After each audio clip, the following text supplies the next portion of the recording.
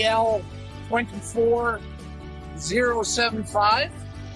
Pushing this hole going to be 400 plus meters. The hole is designed to test this big, strong conductor that we identified in the TDM survey we did last summer. On the eastern flank is the Probably Olson multi-element soil anomaly. The Rottenstone mine is about a kilometer north of us here, straight north.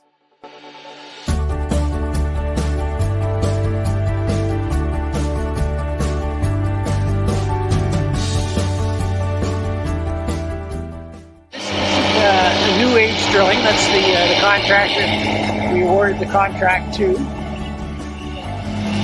This is a fly drill, so we brought it on the site by helicopter, and it'll go to the next location by helicopter. It's an 85, I believe it's a Zin 85, and I did say it's a fly machine, but it's a fly machine, and it's got a lot of oomph behind it. We could easily drill a 50 to 1800 meter hole with this particular rig. It's, right now we're in the upper part of stratigraphy, magnetized metachelite and that sort of stuff. They're struggling a little bit. They're knocking off a good 40 meter shift over the 12-hour span. The rock's a bit stiff.